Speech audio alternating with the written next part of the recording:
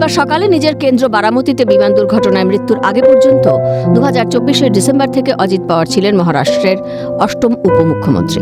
তিনি নিজে 6 বার উপমুখ্যমন্ত্রীর দায়িত্ব সামলেছেন। তাঁর পুরো নাম অজিত অনন্তরাও পাওয়ার।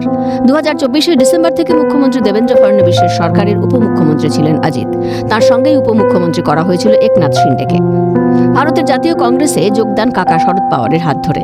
রাজনীতিতে হাতেখড়ি 1982 সালে মহারাষ্ট্রের সমবায় চিনি কারখানার পরিচালন সমিতিতে নির্বাচিত হয়ে। 1991 সালে অজিত পুনে কেন্দ্রীয় সমবায় ব্যাংকের চেয়ারম্যান নির্বাচিত হন এবং পরবর্তী 16 বছর ওই পদেই ছিলেন।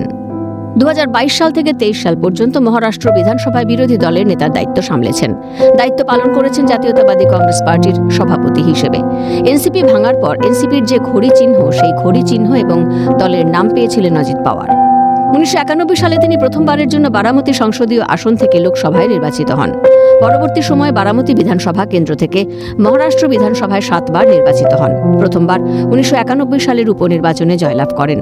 পরবর্তীতে 1995, 1999, 2004, 2009 ও 2014 সালে টানা 5 বার এই আসন ধরে রাখেন। তিনি 1991 থেকে 1992 সাল পর্যন্ত মুখ্যমন্ত্রী সুধাকর রাও নায়েকের সরকারে কৃষি ও বিদ্যুৎ প্রতিমন্ত্রী হিসেবে দায়িত্ব পালন করেন।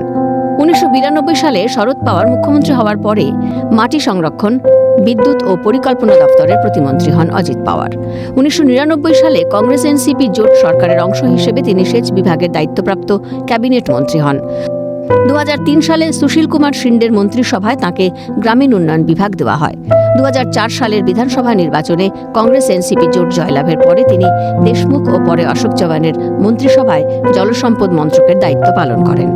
2019 সালের 23 নভেম্বর অজিত এনসিপি থেকে সরে এসে ভারতীয় জনতা পার্টির নেতৃত্বাধীন সরকারে যোগদান করেন এবং উপমুখ্যমন্ত্রী হন। তিনি সরকারের সংখ্যাগরিষ্ঠতা প্রমাণের জন্য রাজ্যপালের কাছে এনসিপির বিধায়কদের সই করা একটি কাগজ জমা দেন। তবে 80 ঘন্টারও কম সময়ের মধ্যে সরকার ভেঙে যায় এবং তিনি তৎকালীন মুখ্যমন্ত্রী দেবেন্দ্র ফডনবিসের সঙ্গে পদত্যাগ করেন। পরে তিনি এনসিপিতে ফিরে আসেন এবং মহাবিকাশ আঘাড়ি সরকারের উপমুখ্যমন্ত্রী হন। 2022 সালে শিবসেনা ভাঙন ধরার কারণে মহাবিকাশ আঘাড়ি সরকার ভেঙে যায়।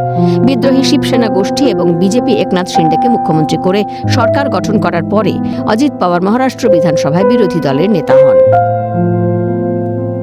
মহারাষ্ট্রের রাজনীতিতে একাধিক সময় কিংমেকারের ভূমিকায় দেখা গিয়েছে তাঁকে।